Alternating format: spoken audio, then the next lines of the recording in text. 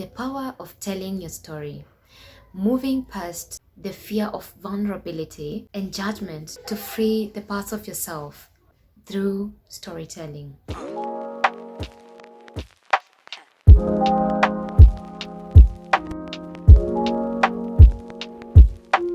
Hello my darlings, welcome back to Miss on a Mission. If you are new here, you are most welcome, and make sure to hit that subscription button so that you can become part of the family. And also don't forget to hit the notification bell so that every time we are uploading a new video, you are going to be notified. Let's talk about the power of telling your story. For the longest time, I must say, I always wanted to be given a platform to tell my story. It didn't matter whether somebody was going to call me on a stage randomly on a Thursday afternoon and tell us your story. It didn't matter if somebody invited me to a radio station, to a radio show or a TV show for me to share my story. It didn't matter that an author would give me a chance to include a segment of my story to their book.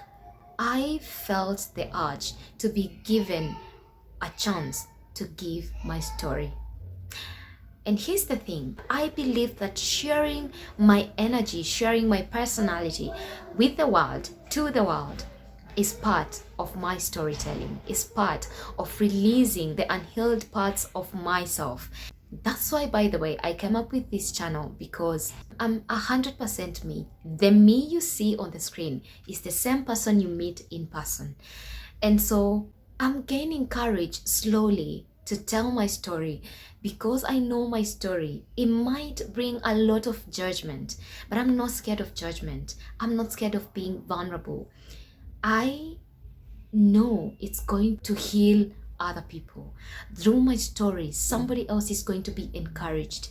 Through my story, somebody is going to be empowered and motivated and inspired also to share the story or to go after the kind of life that they want. If you are a consumer on the social media platforms, on the internet, and you have something that you think somebody else could have done it better, someone is supposed to be doing it better, I know I can do this better. I know I have something to share with the world. I know I have something that is going to change people's lives. What are you waiting for? Are you waiting until someone invites you to a podcast so that you can share your solutions to the world, so that you can solve a problem, so that you can share your story in order to heal people, other people? Please, that account that you are using to consume other people's content, how about, my darling, you go ahead and utilize it by telling your story? And somebody is already telling me, I'm such a shy person. I don't have the confidence. You don't have to appear on a screen. We don't have to see your face on the screen. You can tell your story in so many different ways. You can do faceless. You can do carousels, whatever.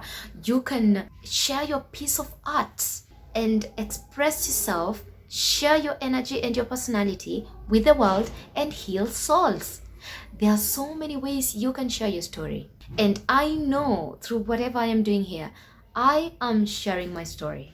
I'm not going to wait until Lynn Gookie invites me to her table so that I can share my story. And I know, of course, she's going to invite me someday. But should I wait until then? Absolutely no. I am going to do me. I am going to showcase my story. I'm going to share my pieces with the world before the world can know me. Am I going to wait until Masawe Japani can invite me to her show? Absolutely not. Am I going to wait until I have an interaction with Janet Mbogwa so that I can share my personality with the world? Absolutely no.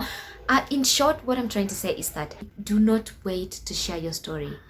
Go ahead and do it now. Come ask me. I wish so many people would be viewing my content. I don't want to get famous. I want to help people. I want people to change their lives. I want to empower. I want to inspire. I want to motivate.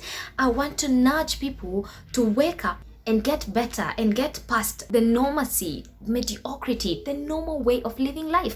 I want people to change their lives. And I look at my videos and I'm like, You are telling me only 10 people, only 29 people were able to see this, and did they even get impacted? Of course I have those thoughts, and I feel it in my bones. I wish people would see my channel. I wish people would see my content and change their lives.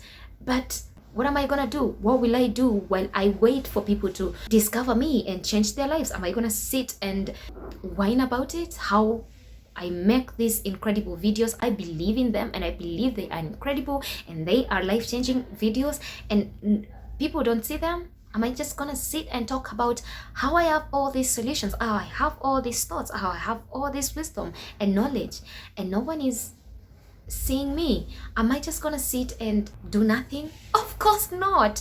This is what masterpiece entails. It is you continually being in the process of being molded, of getting the experiences, of getting the lessons, the failures, the consistent failing, and the little tiny successes that you encounter throughout the journey, so that one day, my darling, you can become a masterpiece.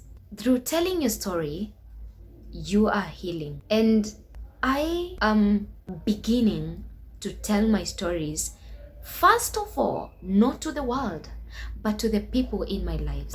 Recently, as recent as 2 weeks ago, I shared a story, something that happened to me as a child.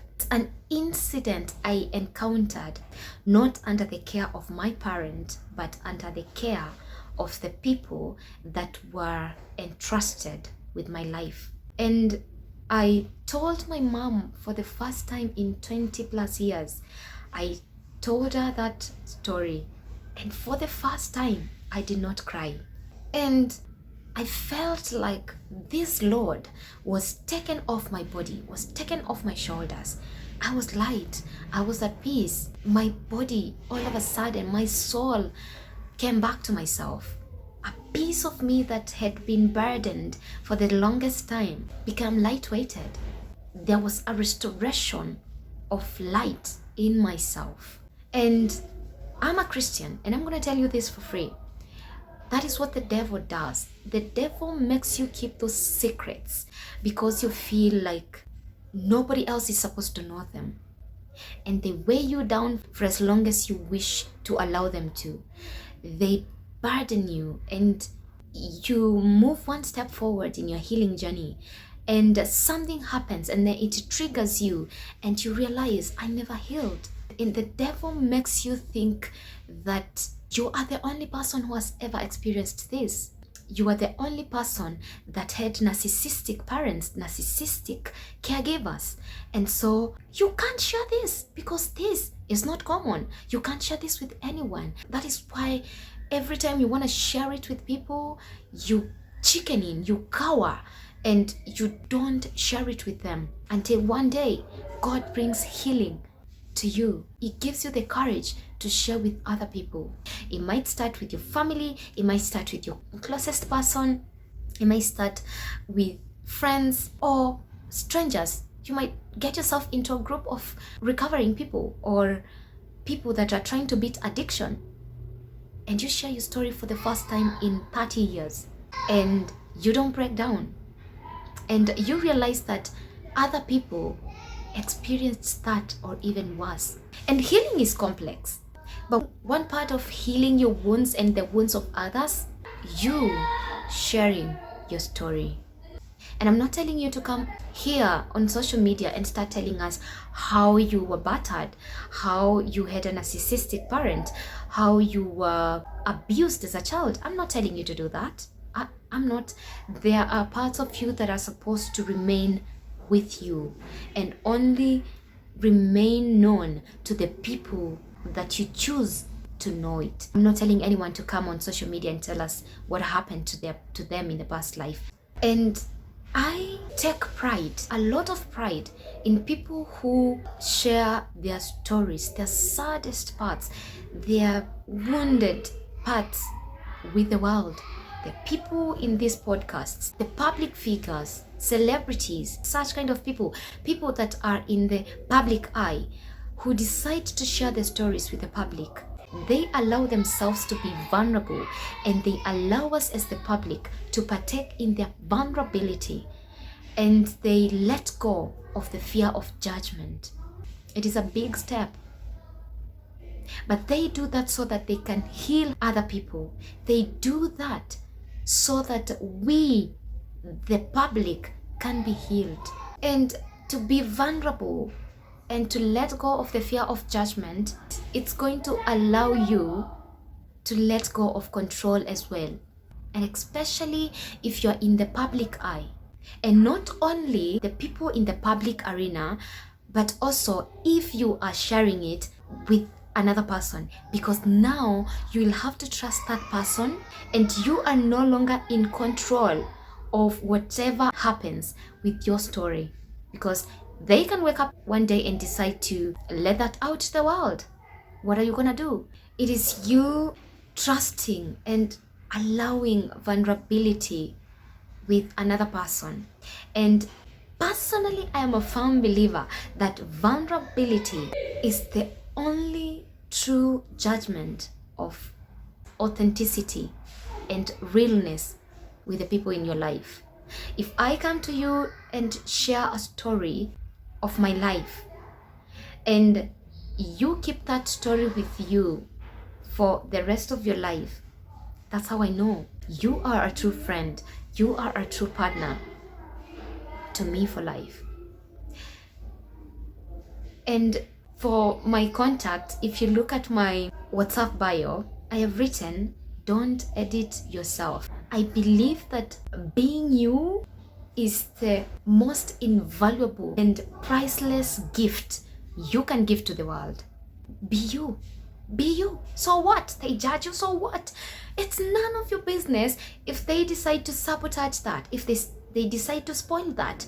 Just be you.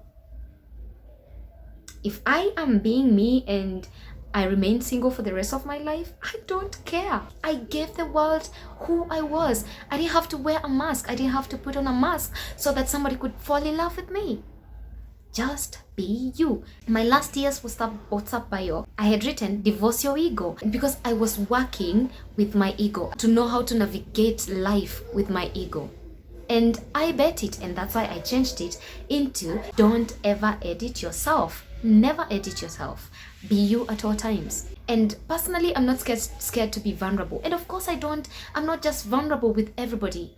I do my own judgment, of course, at the end of the day, and then go all in. I give people 100%, especially the first time you're meeting.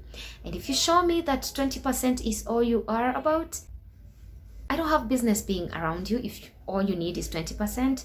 And if I am forced to be around you, of course I'm going to give you 20%. A wise person once said, when you can tell your story easily and without tearing up, becoming emotional, it often means that you're far along the healing process. And even so, that does not mean that the nerves won't pop up. It doesn't. Your wound may have a scar, but it's no longer open and metaphorically bleeding.